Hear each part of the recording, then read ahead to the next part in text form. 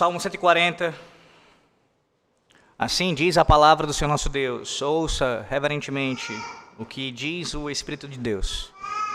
Ao mestre de canto, Salmo de Davi. Livra-me, Senhor, do homem perverso. Guarda-me do homem violento, cujo coração maquina iniquidades e vive forjando contendas. Aguçam a língua como a serpente. Sobre os lábios tem veneno de áspide.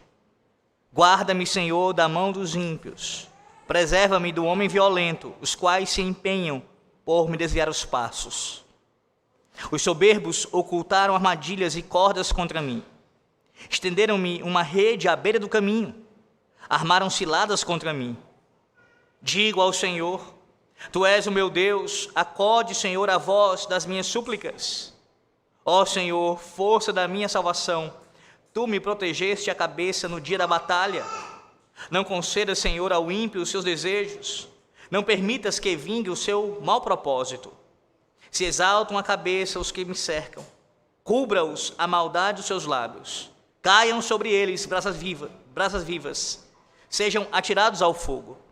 Lançados em abismos para que não mais se levantem. O caluniador não se estabelecerá na terra. Ao homem violento, o mal o perseguirá com golpe sobre golpe. Sei que o Senhor manterá a causa do oprimido e o direito do necessitado. Assim, os justos renderão graças ao teu nome. Os retos habitarão na tua presença. Amém. Uma das falas que é bastante comum num contexto de morte, quando você vai a um funeral, a um enterro, e talvez você já tenha ouvido essa fala, sendo ali a pessoa que perdeu um ente querido, é a seguinte expressão: tal pessoa que você acabou de perder, ela agora está descansando. Veja, essa fala, normalmente ela tem a intenção ali de quem a profere, de trazer algum tipo de consolo para aqueles que escutam. Não se preocupe, ou então acalme o seu coração, fique tranquilo. O seu ente querido agora descansa. Essa fala, meus irmãos, ela não está de todo errada, obviamente, quando se refere a um parente que você perdeu, que está em Cristo, que morreu no Senhor Jesus Cristo. Ela não está de todo errada, repito isso. Mas, não poucas vezes, ela acaba expressando algo que não revela o todo da história. Como se o descanso daquela pessoa estivesse na morte. Quando, na verdade, o descanso de todo aquele que serve ao Senhor Deus, que está em Cristo, é o próprio Senhor. Sim, de fato, existe algo de verdadeiro nisso, quanto a pessoa experimentar agora um descanso, nesse caso, das suas lutas contra o pecado, diariamente. Uma vez que agora que ela está com o Senhor, na presença do Senhor, isso não mais ocorrerá. Mas eu digo que, não poucas vezes, a maneira de expressar isso é como se fosse simplesmente o fato dela ter morrido o seu descanso. E nós precisamos meditar, não apenas nesses momentos, quando perdemos alguém, mas em todos os momentos das nossas vidas, que o nosso descanso, o verdadeiro descanso, se encontra no Senhor. Em nenhuma dessas coisas, nem mesmo na morte. O Salmo 140, ele nos ensina essa verdade. Ele nos ensina que nós experimentamos descanso, e somente experimentamos descanso verdadeiro no Senhor, no Deus da aliança. Não apenas um descanso que nos é prometido quando nós passarmos essa vida para a vindoura, mas já agora, no tempo presente, já experimentamos descanso no Senhor, nosso Deus. Sim, agora, já há consolo e conforto para o seu coração. Agora, já há consolo e conforto para o seu coração. Esse salmo nos ensina que diante dos mais terríveis inimigos, o nosso descanso é o Senhor da aliança. Vou repetir. Diante dos mais terríveis inimigos, o nosso descanso é o Senhor da aliança, Yahvé. Ele é o nosso descanso. E esse salmo nos ensina isso de 3 formas. Veja, por que o Senhor é o nosso descanso? Primeiro, do versículo 1 ao versículo 5, nós veremos que o Senhor, Yahvé, ele é o nosso descanso, porque ele é aquele que preserva o seu povo. Do versículo 1 ao versículo 5, Yahvé é aquele que preserva o seu povo. Do versículo 6 até o versículo de número 11, nós veremos que Yahvé é o nosso descanso, porque ele é aquele que vindica o seu povo. E nos versículos 12 e 13, nós veremos que Yahvé é o nosso descanso, porque ele é aquele que restaura o seu povo. Sim, diante dos mais terríveis inimigos, Yahvé, ele é o nosso descanso. Por quê? Porque ele nos preserva, porque ele nos vindica e também porque ele nos restaura. Veja mais uma vez o versículo 1, versículos 1 e 2 aqui na leitura. Livra-me, Senhor, do homem perverso, guarda-me do homem violento, cujo coração maquina iniquidades e vive forjando contendas. Perceba que logo no início do Salmo, nós vemos o rei Davi aqui, que é o autor deste Salmo, ele descrevendo aqueles que lhe perseguem. Note que as descrições ocorrem especialmente nos versículos 2, no versículo 3 e no versículo 4 e 5 também. No versículo 1, essa é a ideia. Ele fala em termos mais gerais, daqueles que lhe perseguem. Há uma fala mais geral aqui. Ele se refere a este grupo, no caso aqui, falando de um homem específico, mas que pode sim se referir, obviamente, a um grupo, no caso dos ímpios, como o homem perverso e violento. Este é aquele que é descrito como aquele que persegue a Davi. E, em última instância, esse grupo aqui persegue ao próprio povo da aliança, sendo aqui exemplificado pela figura desse homem que é violento e que é perverso. Na sequência, a partir do versículo 2, nós temos aqui a descrição, ou o início da descrição, de quem é esse homem perverso. Quem é ele? Quem é o homem ímpio aqui descrito por Davi? Ora, ele é aquele, no versículo 2, que em seu interior, isto é, no seu coração, ele é pervertido. E, obviamente, aquilo que ele tem em seu coração, aquilo que ele é em seu interior, ele exterioriza isso. Ele vai exteriorizar a sua impiedade. Perceba que Davi, aqui no versículo 2, ele fala da origem. Qual é a origem dessa perversidade? De onde vem toda essa iniquidade? Eu pergunto a você nessa manhã, à luz desse texto, onde ou de onde vem a iniquidade? Será que seria um produto da sociedade? Será que é porque tal indivíduo, o homem violento, o homem perverso, ele não teve nenhuma chance? Sabe aquele discurso que nós ouvimos frequentemente? Tal pessoa nasceu num contexto social difícil. Tal indivíduo, ele nasceu numa favela. Logo, a sua vida está fadada à desgraça. É exatamente esse o discurso do mundo. Justificando assim o homem ímpio. Justificando sim a perversidade, a iniquidade daquele que pratica o mal. Dizendo que porque ele não teve uma chance de uma educação melhor, porque ele não teve as oportunidades que outros tiveram, logo, ele veio a praticar tais atrocidades. Mas, meus irmãos, a palavra de Deus essa manhã nos diz exatamente o contrário disso. No versículo 2, nós aprendemos que o problema não é o meio.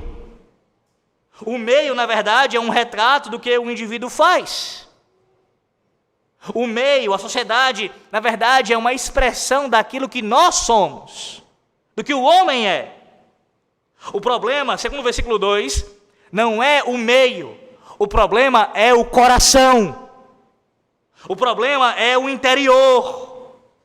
O problema é o que está dentro do homem. Exatamente o que o nosso Senhor ensinou. Lá em Mateus capítulo 15, versículo 11. Não é o que entra pela boca o que contamina o homem, mas o que sai da boca, isto sim, contamina o homem. O seu coração. O seu coração. O nosso catecismo, ele afirma, o Catecismo Maior de Westminster afirma, na verdade pergunta, em seguida responde, na pergunta 23, diz assim: em que estado a queda deixou a humanidade? Ouça bem, em que estado a queda deixou a humanidade? Resposta: a humanidade, por causa da queda, foi deixada em estado de pecado e de miséria. E a pergunta 27 diz: qual foi a desgraça que a queda trouxe à humanidade? Resposta: a queda trouxe à humanidade a perda da comunhão com Deus, sua reprovação e maldição, por isso é que somos, por natureza, filhos da ira, escravos de Satanás e dignos de toda sorte de castigos neste mundo e no que há de vir. É essa a condição do homem. Estado de pecado, estado de miséria, de desgraça, no seu coração, no seu mais íntimo. Veja que a descrição que Davi faz no versículo 2 é de que esse coração, ele é uma máquina de iniquidades. Uma máquina, meus irmãos. Uma máquina. Como o motor de um carro, que a partir do momento que passa a funcionar, ele desencadeia outras engrenagens que vão ali também funcionando a partir dele. Assim é o coração. Ele possui verdadeiras engrenagens de impiedade, que movem tudo que está ligado a ele a fazer aquilo que desagrada a Deus. Como disse Calvino, baseado obviamente em textos como esse, que o coração do homem, ele é uma fábrica de ídolos, uma fábrica do mal. A verdade é que nós precisamos, à luz desse texto, remover qualquer tipo de pensamento que ainda venhamos a nutrir em nossos corações acerca de uma suposta bondade do homem. Não, o homem não é bom. O homem não é bom. Há um pensamento geral acerca disso, que mesmo em igrejas reformadas, ainda há pessoas que em alguma medida nutrem isso em seus pensamentos. Como se, intrinsecamente, o homem ainda fosse, sim, bom. Mas não é esse o quadro aqui pintado pelo Salmo 140, de forma nenhuma. Meus irmãos, o nosso mundo, ele é um reflexo da queda, do que aconteceu lá no Jardim do Éden, quando nossos primeiros pais, eles se rebelaram contra o Senhor nosso Deus, e quebraram a sua lei, e pecaram contra o Senhor nosso Deus. Temos que parar com essa mentira de que o homem é um coitadinho, de que o que falta a ele, o que falta a tais pessoas é uma chance, uma oportunidade.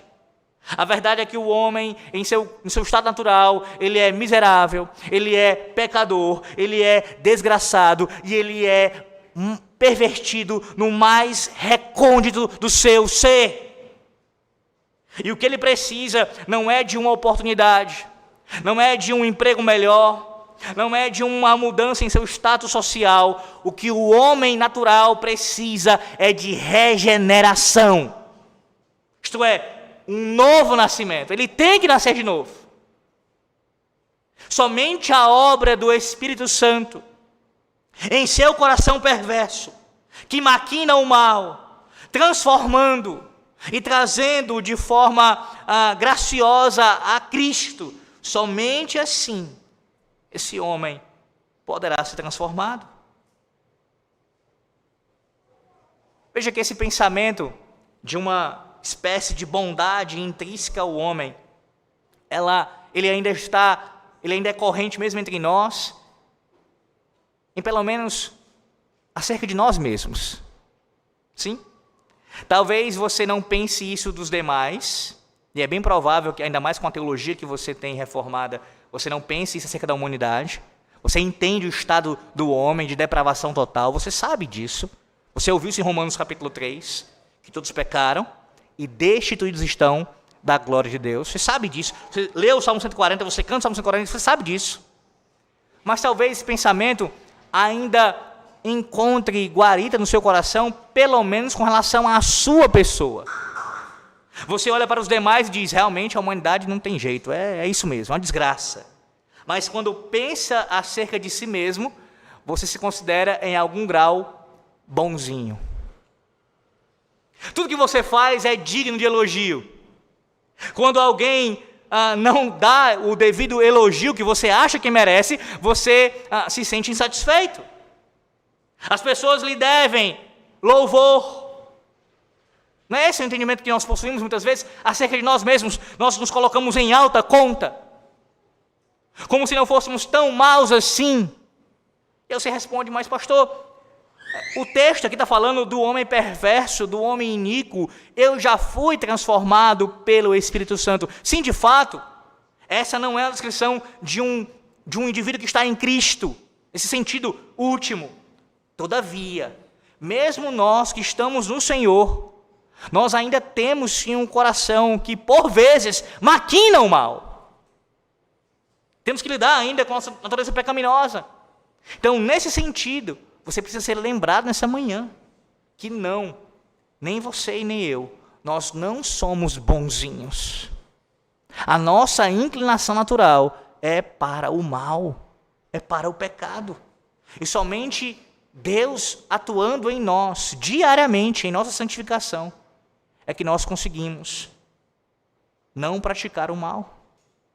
Nessa manhã você é lembrado disso, que o coração natural do homem é uma máquina de iniquidade. Guarde muito bem essa expressão, é uma máquina de iniquidade. Perceba agora na parte B do versículo 2, que Davi, além de falar da origem, que é o coração, a origem desse mal, desse pecado, ele também fala de como eles vivem, de como o homem perverso ele vive. Ele diz na parte B do versículo 2, ele vive forjando contendas. Meus irmãos, de forma mais precisa aqui, o que Davi passa a falar agora é acerca de como eles usam a palavra, a língua, para destilar essa iniquidade com o intuito de contaminar, de ferir ao seu próximo. Ele vai dizer isso no versículo 3. Aguçam a língua como a serpente, sob os lábios tem veneno de áspide. Obviamente, o rei Davi usa aqui uma linguagem poética. Ele compara o homem perverso a uma serpente. É essa imagem que você tem nessa mente aqui. Como se fosse uma serpente, este homem perverso. E o ataque, ou o primeiro ataque citado por ele, é o ataque que vem por meio das palavras. E aí, a sua mente deve ser, de forma imediata, transportada lá a Gênesis capítulo 3. Eu espero que você, de forma imediata, faça essa ligação, porque é exatamente o que acontece aqui. A imagem que Davi utiliza da serpente, da áspide aqui, nos remete a Gênesis capítulo 3. Quando Satanás, ele ali tentou os nossos pais. E naquela tentação, naquele ataque da serpente, nós temos pelo menos duas características que formam esse ataque. Que não apenas o diabo utiliza e utilizou contra Adão e Eva, mas os filhos do diabo, o homem perverso, esses filhotes de serpente também usam. E quais são essas características? Primeira característica que você vê isso no ataque através da língua. A primeira é a sedução. Ou seja, a tentativa de conquistar o outro através da palavra. O uso de argumentos e de palavras sedutoras para atrair a atenção para que o indivíduo venha a cair em tentação. Foi exatamente o que a antiga serpente fez aos nossos pais, mais precisamente para Eva, de forma sedutora, com as suas palavras enganadoras, ali corrompendo a palavra de Deus. Em segundo lugar, uma outra característica desse ataque aqui, desse veneno aqui, é a difamação. A serpente ela não apenas tentou ludibriar, mas ela também difamou com a sua língua o próprio Deus. A serpente, ela acusou o Senhor de ser um enganador, de ser um mentiroso. Perceba, o ataque aqui foi de uma inversão de lugares. Ele, Satanás, é quem é o enganador, ele é o mentiroso. E acusou o próprio Deus de forma difamatória de ser isso. E qual é o objetivo? Qual era o objetivo ali? Ora, destilar o seu veneno. Destilar o seu veneno. Sedução e difamação. No mínimo, são essas duas características que estão presentes nesse veneno que é destilado pela serpente e pelos seus filhotes. Veja ainda, o texto descreve para nós que o homem ímpio, o homem perverso, ele também tem uma outra característica, no versículo 4. Guarda-me, Senhor, da mão dos ímpios, preserva-me do homem violento, os quais se empenham por me desviar os passos. A outra característica é que o homem perverso, ele se empenha, guarde bem isso, ele se empenha em desviar o justo do seu caminho, de tirá-lo da sua jornada, na sua caminhada com o Senhor. A vida, meus irmãos, de Davi, ela reflete muito bem isso, o autor deste salmo. Em contraste com Saul, que de forma triste viveu a sua vida e concluiu de forma muito triste contra a palavra de Deus, o rei Davi, ele por vezes teve que lutar, como qualquer servo do Senhor, para se manter no caminho da justiça, no caminho da santidade. Não poucas vezes, e há pelo menos duas situações mais graves quanto a isso, Davi pecou contra Deus. É claro que sim, ele não era perfeito, mas pela graça de Deus, o Senhor o preservou, porque essa ideia aqui, preserva do homem violento, ele foi preservado pelo Senhor Deus, pela sua boa mão, para não desviar os seus passos. Porque sim, mesmo Davi, como tantos outros, foram tentados, foram seduzidos a isso, a se afastarem do caminho do Senhor. Perceba que essa é uma característica do ímpio. Ele vai se empenhar em fazer isso. Pastor, como? De muitas formas. Isso pode acontecer através de propostas para tentar atrair, como o próprio pai deles faz. Isso pode acontecer através de argumentos falaciosos contra a verdade, atacando a doutrina, para gerar dúvida no seu coração, e assim você ter os seus passos desviados do caminho do Senhor. Isso pode acontecer, e acontece muitas vezes, através de um mau testemunho de alguém dentro da igreja, que, quantas vezes você já deve ter ouvido isso? Alguém dizer assim, eu me afastei da igreja, deixei de congregar, porque eu vi ou presenciei tal escândalo na igreja. Você sabe que isso não é uma justificativa plausível, que isso não pode ser apresentado para o Senhor como algo que vai justificar aquela pessoa do seu pecado. Claro que não. Todavia, tal mau testemunho, de fato, contribui sim para desviar uma pessoa. E tudo isso tem por trás a antiga serpente, usando as suas pequenas serpentes para desviar o caminho do justo. Mas, meus irmãos, se tudo isso não for suficiente, veja que eles estão ali dispostos, o homem perverso está disposto ainda, até mesmo a atacar fisicamente. Versículo 5. Os soberbos ocultaram armadilhas e cordas contra mim. Estenderam-me uma rede à beira do caminho, armaram ciladas contra mim. Note que o versículo 5, ele está repleto de uma linguagem aqui de caça. Veja os instrumentos usados, cordas e redes. Semelhante ao que você cantou há pouco no Salmo 10.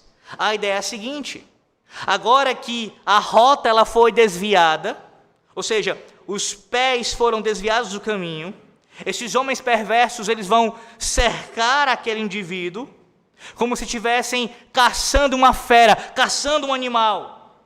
E o intuito aqui é atacar para abater. Essa é a intenção.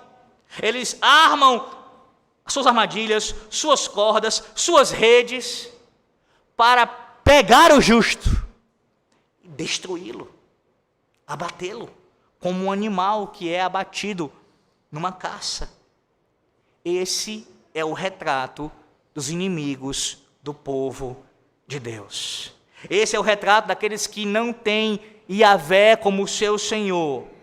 Esse aqui é o retrato daquele que tem um coração que maquina iniquidade diariamente contra o povo de Yahvé. Mas, meus irmãos, é de forma tão misericordiosa que o Senhor Deus nos mostra essa manhã, que mesmo diante de uma figura tão terrível como essa, é aqui que o salmista Davi encontra descanso. Em meio a isso, em meio a esses perigos terríveis, ele encontra descanso. Pastor, onde a gente vê isso aqui?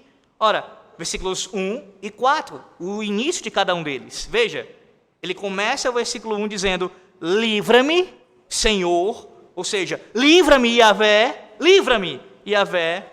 E no versículo 4 ele diz: guarda-me, Yahvé. Davi reconhece que é somente Yahvé que preserva de forma maravilhosa o seu povo em face das mais terríveis ameaças. Ele pode encontrar descanso no fato de que Deus, ele é apto, que ele tem poder para livrar o seu povo. E literalmente ele roga aqui que esses homens sejam tirados do seu caminho. Tirados do seu caminho. O que nos faz lembrar a oração do Senhor. Você lembra lá de Mateus capítulo 6, quando o Senhor ensina a sua oração aos discípulos, aos seus discípulos? Livra-me do mal. Uma das coisas que nós aprendemos na oração do Senhor é que devemos orar a Deus pedindo que Ele nos livre da tentação. O que significa isso? Significa que precisamos rogar ao Senhor que nem mesmo nós sejamos tentados. Senhor, livra-me da tentação, livra-me de ser tentado. Todavia, a oração também nos ensina que se formos tentados, também devemos orar ao Senhor Deus, dizendo que Ele nos livre de cair em tentação. Ou seja, há um segundo estágio aqui, porque de fato você pode ser tentado e você é tentado, assim como eu, muitas vezes. Então o segundo estágio da oração é: Senhor, se eu for tentado, livra-me de cair na tentação. Mas há também um terceiro estágio, porque você pode ser tentado e você pode ainda cair em tentação. E aí você ora também pedindo ao Senhor Deus que lhe levante, que lhe preserve para que você não venha a ser abatido por completo. Senhor, me livra. E se eu passar, me guarda, Senhor. Me guarda para que eu não venha a ser destruído por essa tentação, por esse homem perverso. O mesmo Senhor que tem poder para livrar, tem poder para guardar. Não poucas vezes, meus irmãos, o Senhor não tira o homem perverso do nosso caminho. Em sua providência, Ele até usa como instrumento os inimigos que se levantam contra o seu povo, para nos moldar ainda mais conforme a semelhança e a imagem do seu Filho.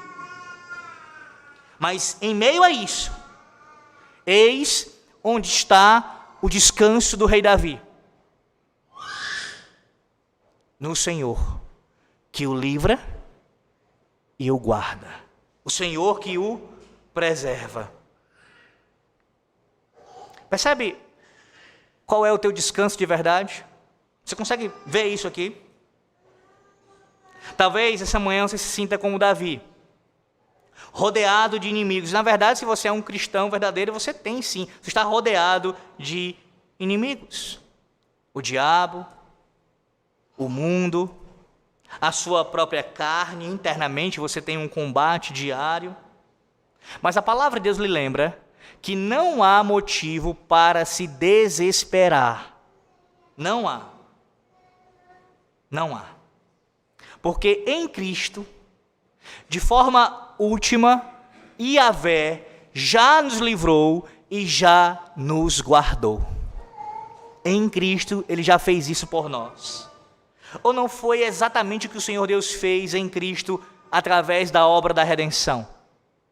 Nós fomos libertos da nossa escravidão ao pecado, nós fomos libertos do jugo de Satanás, nós fomos libertos de forma total com relação à condenação eterna, não somos mais condenados, e o Senhor nos promete nos guardar em Cristo para toda a eternidade. Para toda a eternidade. Você diz, mas pastor, eu ainda tenho que lidar com esses inimigos diariamente. Sim, é verdade.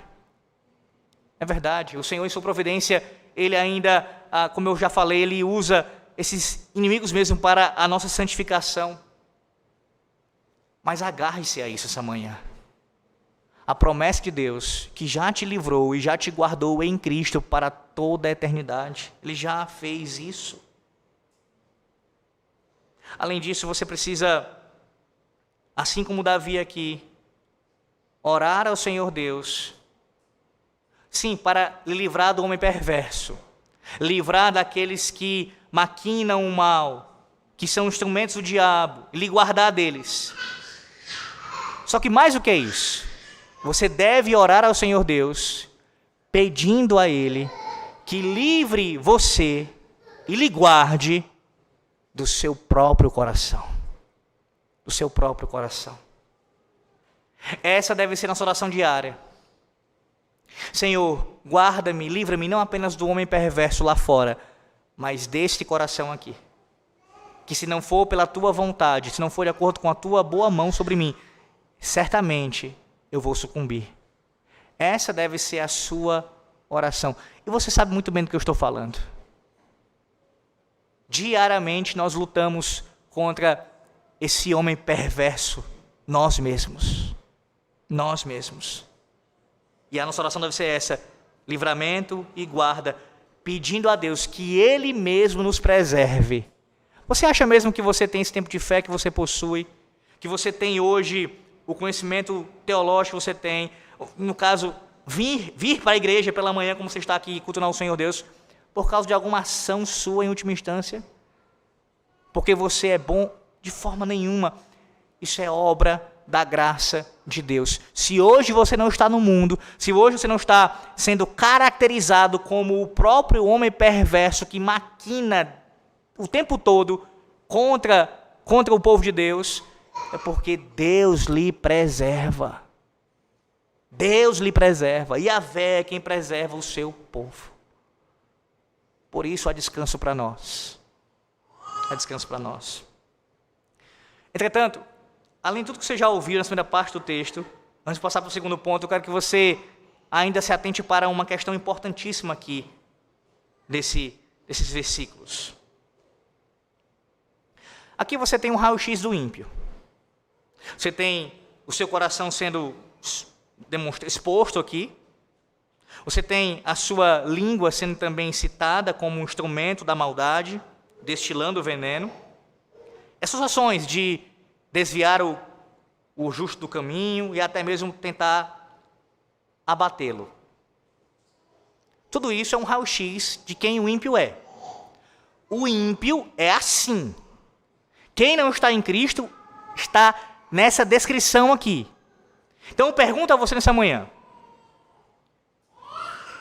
Você está se cercando com quais pessoas? Quem é que cerca você? E eu me dirijo aqui aos adultos, como sempre, é claro, e como sempre também, e mais especialmente agora, às crianças e aos jovens. Quem são as suas amizades? Quais são elas? Não, eu não estou falando com isso que você não pode ter algum contato, criança, jovem, e você adulto também, com o ímpio. Você está já saturado de saber disso. Você sabe que nós temos que ter contato com os ímpios em alguma medida, para dar testemunho de Cristo, nos relacionarmos minimamente. O ponto não é esse. Mas quem são aqueles que são íntimos de você? Que convivem com você de forma tão próxima? Quem são estes? Quem são as suas amizades? Ora, há pais que, depois dos seus filhos se desviarem, se perguntam: onde foi que eu errei? E é normal você se perguntar acerca disso, mas uma das coisas que você deveria se perguntar é se no caminho, na criação, o seu filho, a sua filha, não teve amizades com ímpios e você deu com os ombros quanto a isso. O convívio com os ímpios, frequente com eles. Se relacionando com pessoas que são filhas do diabo. Há um ditado popular, e você já deve ter ouvido, que diz que aquele que se junta com porcos, farelo come. Quem vive com os ímpios de forma tão íntima, não tenha nenhuma dúvida que vai praticar as suas mesmas obras. Quando você se cerca de amizades de ímpios, você está se cercando de serpentes, que certamente irão lhe morder, vão destilar o seu veneno contra você. Você consegue entender o quão grave é esse tipo de coisa? Pessoas que tomam conselhos com ímpios dentro da igreja, elas têm toda uma indisposição para ouvir um aconselhamento pastoral, elas não querem receber a exortação de um presbítero, elas não querem a comunhão dos santos para ferro com ferro se afiar. Não, mas se um ímpio lá fora falar alguma coisa para ela, e vai falar alguma coisa que agrade o seu coração pecador, ela dará ouvidos. Dará ouvidos ao ímpio. Dará ouvidos às serpentes. Agora pense, se isso já é grave, quanto mais quando alguém dentro da igreja, dentro da aliança, cogita, eu não estou falando que ele firmou já não, cogita no seu coração se casar com o ímpio. Se casar com o ímpio. O cogitar disso, aqui na igreja não tem uma moça, não tem um rapaz, naquela igreja também não tem, então no meu trabalho, olha, eu estou vendo aqui, cogita. Sabe o que é isso? Se você vier a consumar o seu desejo, é trazer uma serpente para o seu leito. É isso que você está fazendo. Trazer uma serpente para o seu leito. E não adianta você usar aqueles argumentos como: eu conheço um casal que a mulher era crente, o marido não, o marido era crente, a mulher não, e depois do casamento ele foi salvo. Se isso aconteceu, porque eu sim tenho que questionar, se isso aconteceu, o que não é impossível, se isso aconteceu, foi uma exceção e foi por graça de Deus. Não foi pelo casamento missionário que você fez ali e tentou se enveredar por esse caminho. Não, não foi por causa disso. Deus não tem nenhum compromisso com a desobediência, em abençoar a desobediência. Se ele fez isso, foi a despeito da tua desobediência, ou a despeito da desobediência daquele que você citou. A despeito disso, e não por causa disso. Jamais por causa disso. Você que ouve a palavra de Deus na manhã, atentamente, você sabe o que eu estou falando, se você está nesse contexto que eu estou citando aqui. E para você que não casou ainda, eu digo, converse. No caso das moças com a mulher, com os rapazes com um homem, que é casado com um descrente. Principalmente se for alguém que fez isso, que construiu um casamento misto. Via de regra, o que essa pessoa vai dizer é: não faça isso. Não faça isso. Se for alguém que tem mente a Deus, vai dizer isso. Não faça uma loucura dessa. Porque ela sabe o mal que é conviver e dormir ao lado de uma serpente, que destila o seu veneno contra ela. É terrível como as pessoas, mesmo na igreja, elas tentam diminuir a gravidade do pecado, irmãos. Mas eu conheço um homem ali que ele é tão bom, ele é bom esposo, ele trabalha, ele cuida dos filhos dele. Veja que quando você tem essa percepção acerca de um casamento, nesse caso aqui, você está reduzindo o ser humano a simplesmente aquilo que é material. Se ele for alguém que provê para sua casa materialmente, se ele for alguém que trabalha, se for alguém que protege ali alguma medida sua esposa, seus filhos, pronto. Então ele é um bom marido. Mas a palavra de Deus diz que o bom esposo é aquele que é temente a Deus. Antes de qualquer outra coisa. Salmo 128, você lembra disso? Não lembra? Bem-aventurado é o homem que teme ao Senhor. Fala dele como trabalhador. Mas o que vem antes é o seu temor a Deus. Assim também como a mulher. A mulher antes é aquela que vai ser uma boa esposa, uma boa mãe, uma mulher que trabalha dentro, que até às vezes fora de casa. Antes disso, ela tem que ser uma mulher virtuosa quanto à sua relação com o Senhor Deus. Com o Senhor Deus. Do contrário, não passa de uma serpente. Por mais que você tente amenizar a situação, não passa de uma serpente. Está cheio de veneno nos seus lábios. Cheio de veneno. O casamento misto, meus irmãos, ele é condenado pela palavra de Deus. E os nossos símbolos de fé, mais precisamente a confissão de fé, no capítulo 24, sobre o casamento e o divórcio, ela fala isso, nossos pais falaram isso de forma tão clara, que aqueles que professam a verdadeira religião reformada não podem firmar aliança de matrimônio com aqueles que estão fora da aliança. Não podem fazer isso. Fazer isso é casar com uma serpente. O Senhor nosso Deus não apenas nos preserva, mas também Ele nos vindica. Veja, versículo 6, a partir do versículo 6. Digo ao Senhor, Tu és o meu Deus, acode, Senhor, a voz das minhas súplicas. Ó Senhor, força da minha salvação, Tu me protegeste a cabeça no dia da batalha. Não concedas, Senhor, ao ímpio os seus desejos, não permitas que vingue o seu mau propósito. Se exaltam a cabeça os que me cercam, cubra-os a maldade dos seus lábios, caiam sobre eles brasas vivas, sejam atirados ao fogo, lançados em abismos para que não mais se levantem. O caluniador não se estabelecerá na terra, ao homem violento o mal o perseguirá com golpe sobre golpe. Por que os cristãos eles são conhecidos por serem pacíficos? Você poderia responder essa pergunta? De forma fiel à palavra de Deus? Por que os cristãos são conhecidos por serem pacíficos? A resposta para isso é porque nós sabemos quem é o nosso juiz. Eis o motivo porque nós somos pacíficos. Porque o nosso juiz é o grande Deus, único e verdadeiro, que tem o seu trono nos céus. Por isso nós somos pacíficos. Os cristãos, eles não precisamos tomar a justiça com as nossas próprias mãos. Não podemos fazer isso. Aí talvez você diga, mas pastor, significa dizer que nós nunca podemos pegar em armas? Você sabe muito bem que não é isso que eu estou falando. O uso de armas é adequado para os seus fins específicos, como, por exemplo, a preservação da sua vida, do seu próximo. A legítima defesa, que é algo que é ensinado no 6º mandamento. Ser pacífico não é ser pacifista. Nós não somos pacifistas, somos pacíficos. A ideia é que nós não nos vingamos de maneira pessoal. Nós não tomamos a vingança para nós mesmos, de forma nenhuma.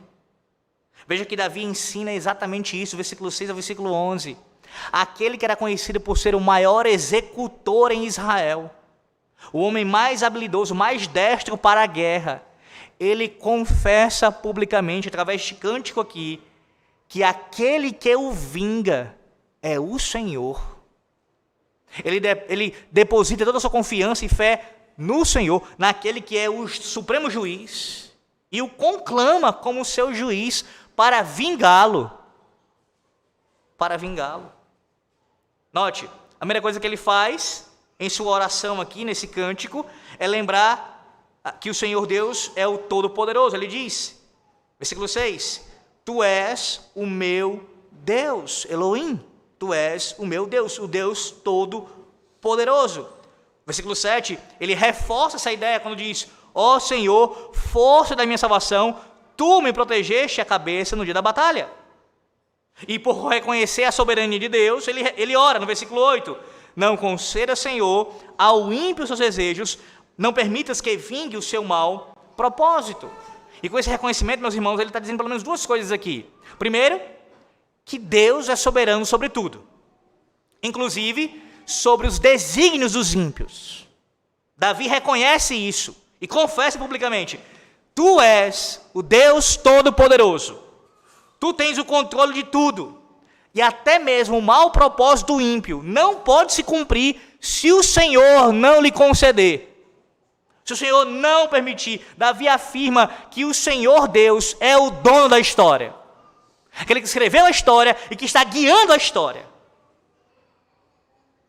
É impressionante como há pessoas que têm uma teologia tão pobre, meus irmãos, com relação a isso. Falam de Deus como se Deus pudesse ser pego de surpresa. Mesmo com relação aos ataques dos inimigos. Aqui você vê que até mesmo os inimigos da igreja de Cristo só podem fazer alguma coisa contra a igreja, persegui-la, tentar matá-la, no caso, pelo menos, membros da igreja, se Deus conceder isso. Mas não apenas isso. Veja que além de reconhecer que Deus é soberano, sobre os desígnios dos ímpios também, ele aqui afirma que Deus não apenas tem poder, mas ele age. Não apenas ele tem poder e está ali num estado de inércia, não. Ele tem poder e ele age. Ele interfere na nossa realidade. Ele faz o que ele quer. Percebe o teu descanso essa manhã? Percebe como você pode descansar? Os teus e os meus inimigos, os inimigos da igreja de Cristo, eles são conhecidos e eles são dominados pelo próprio Senhor da igreja. Por isso não há motivos para medo, nem para dúvida, de forma nenhuma. Há motivo para oração, meus irmãos. Há motivo para oração. Quando os mais terríveis inimigos se levantam contra nós, maquinando o mal no seu coração, nós oramos ao Senhor nosso Deus e dizemos, Senhor, não conceda a eles que eles venham a realizar os maus desígnios do seu coração. E se acontecer, eu sei que isso aconteceu, porque na providência divina fazia parte do seu propósito, para que isso fosse redundar em glória ao seu nome e para o bem da sua igreja. Davi pede claramente, meus irmãos, que Deus intervenha. Deus intervenha. Mas note aqui como é que ele pede que ele intervenha. Atente-se que esse salmo, assim como vários outros, e você já tem ouvido a exposição de vários deles, ele possui aqui um caráter imprecatório. Você vê isso? Como Davi, a partir do versículo 6, ele vai orar de forma imprecatória, ou seja, ele está conclamando o juízo divino contra os seus inimigos. Versículo 9 diz, se exaltam a cabeça os que me cercam, cubra-os dos seus lábios. Isto é, os seus lábios serão castigados. E note que a partir de agora, você tem um contraste entre essa parte do Salmo com a primeira parte dele. Na primeira parte, você viu que os lábios dos ímpios são um instrumento da perversidade, para o mal do justo.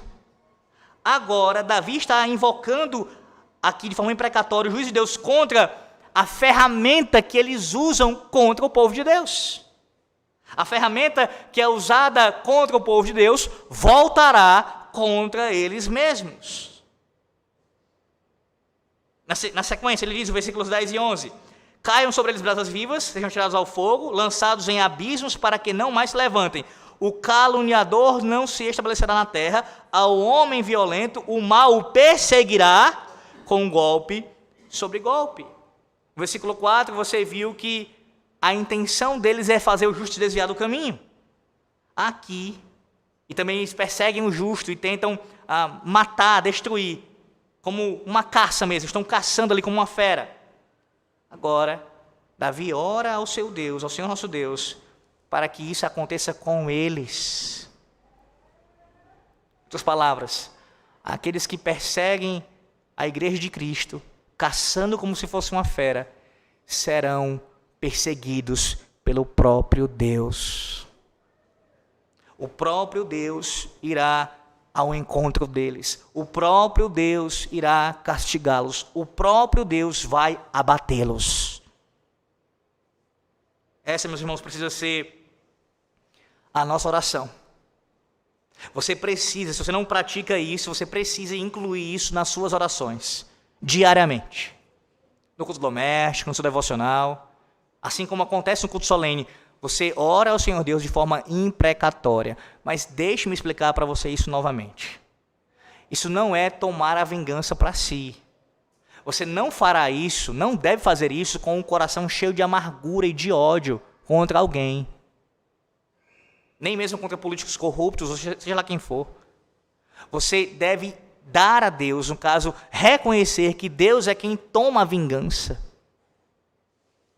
E no sentido correto aqui, se irá, sim, de fato, contra o pecado, contra o mal, e invocar o nome do Senhor de forma santa e dizer: Senhor, toma a vingança nas suas mãos.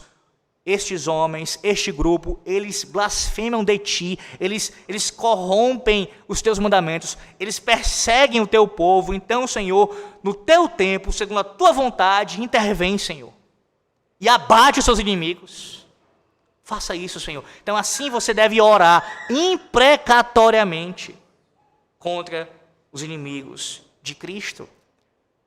O diretório de culto de Westminster, ele, na sessão que trata da oração do pastoral, que o pastor faz no culto solene, uma das coisas que é tratado ali, que é dito ali, é que essa oração, ela tem também como característica orar de forma imprecatória, ainda que o termo não apareça assim como eu estou dizendo. Mas isso é ensinado quando se fala sobre orar pela destruição do anticristo, isto é, o papado. Também pelo julgamento contra os muçulmanos, contra toda a falsa religião. Nós temos que orar dessa forma, meus irmãos. Nós aprendemos isso da própria palavra de Deus, inspirada. Inspirada. É uma blasfêmia alguém afirmar que tal texto não reflete o Evangelho. É Evangelho puro isso daqui. Puro. Porque o Evangelho, a mensagem de salvação, ela também traz consigo uma mensagem de condenação. Anunciar Cristo e este crucificado, anunciar a sua salvação bendita, é também anunciar a condenação para aqueles que não recebem a mensagem. Eis o Evangelho diante de vossos olhos. Novamente, o mesmo Deus que preserva, livra e guarda em Cristo, Ele também é o Deus vingador, justo juiz, que executa os seus inimigos, que faz isso para a sua glória, que vindica o seu povo. Não, orar pela destruição dos inimigos não é uma contradição com relação a orar pela sua conversão. Uma coisa não anula a outra. Você pode e deve orar das duas formas, dizendo: Senhor, salva aqueles que não te conhecem, que eles venham a se converter dos seus maus caminhos. Mas se permanecerem em sua impiedade, se não abrirem mão da sua perversidade, que no teu tempo sejam destruídos de forma justa e santa, como tu és. As duas coisas, elas não andam separadamente, mas juntas. Juntas. Percebe como você encontra descanso nisso? Pastor, onde está o descanso aqui? Ora, todo o mal que você vê em nossos dias, e ao longo da história, isso não passará impune. Deus promete julgar, e Ele já prometeu na sua palavra que um dia, através do seu Filho, Ele fará isso. Cristo julgará o mundo. Cristo julgará o mundo. O seu retorno marca isso, o seu julgamento final, o juízo final. Ele vindicará o seu povo. Então agora, por mais que nós soframos injustiças, perseguições, um dia o Senhor julgará todas as coisas. Todas as coisas. Cristo julgará os seus inimigos. Por isso que a tua fome e sede de justiça, ela é saciada, assim como a minha, em Cristo. Somente em Cristo. Nosso descanso, meus irmãos, está no fato de que Yahvé é quem vindica o seu povo. É nisso que você descansa? Ou você é daqueles que tem a propensão de querer executar a justiça com as próprias mãos? Entregue isso ao Senhor. Descanse nele. Certamente Ele fará isso. Terceiro e último. Por que nós temos descanso amanhã? Porque Yahvé, Ele é aquele que restaura o seu povo. Versículos 12 e 13. Sei que o Senhor manterá a causa do oprimido e o direito do necessitado. Assim os justos renderão graças ao teu nome. Os retos habitarão na tua presença. Mais uma vez, Davi lembra a sua alma. Ele fala isso tanto para o Senhor, obviamente, esse cântico de louvor aqui ao Senhor, mas também ele prega, como ele faz por vezes isso nos Salmos, para a sua própria alma. Quem é o Senhor? Quem é o Senhor? O Senhor é aquele que mantém a causa do oprimido e o direito do necessitado. Veja como o que Davi faz aqui nos mostra o quanto nós somos vagarosos em fazermos o mesmo. Nós aprendemos com os Salmos, tantas coisas, não é verdade? Mas uma delas, que nós devemos pregar o Evangelho para a nossa alma. A gente fala muito da testemunho do Evangelho para pessoas que não conhecem a Cristo, e você tem que fazer isso mesmo. Mas você precisa, antes de qualquer outra coisa, pregar o Evangelho, o testemunho do Evangelho para si mesmo, para a sua alma. Lembrar quem Deus é. Lembrar do cuidado providencial do Senhor Deus para com aqueles que sofrem, para com aqueles que necessitam. Davi lembra que Deus é justo. Davi lembra que Deus é aquele que restaura o seu povo. Davi lembra que Deus é aquele que mantém a causa do oprimido e o direito do necessitado. Os governantes podem não fazer isso, mas Deus faz. Deus cuida dos seus. Deus cuida dos seus. E como é que Deus restaura o seu povo?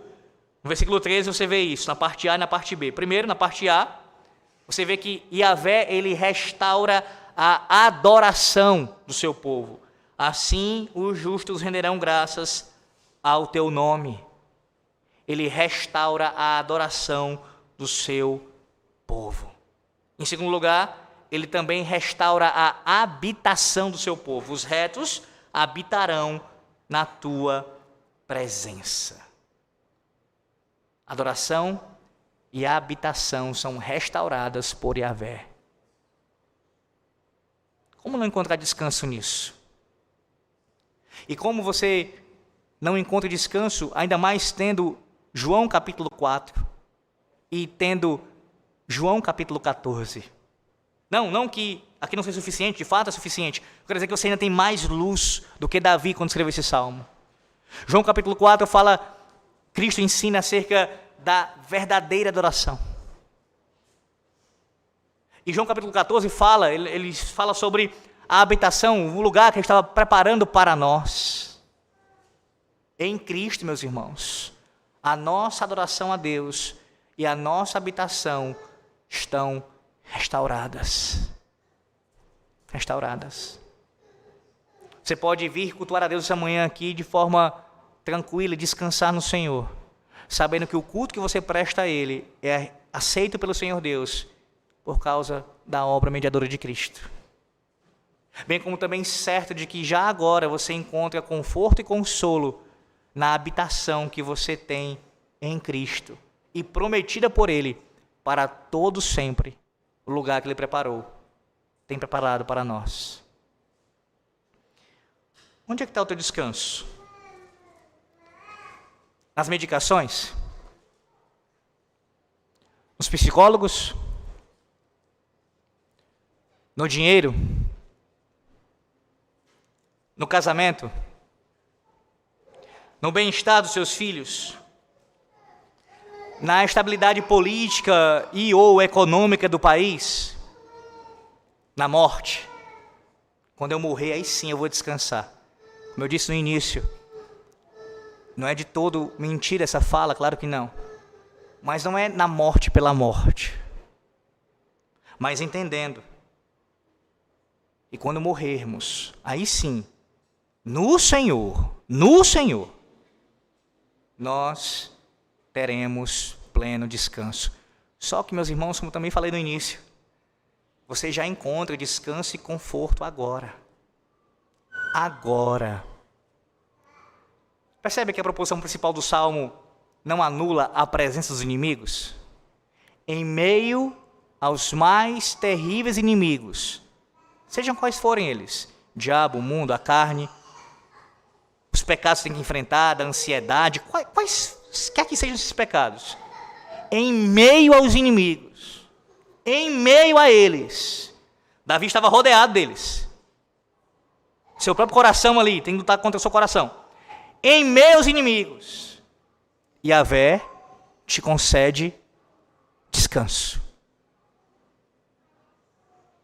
Significa dizer que, num certo sentido, até o teu último dia de vida, você ainda terá descanso, sim, mas em meio aos inimigos. Em Yahvé, em Cristo. Que essa palavra traga consolo ao seu coração essa manhã, e assim você possa descansar de fato no Senhor. No Senhor. Amém.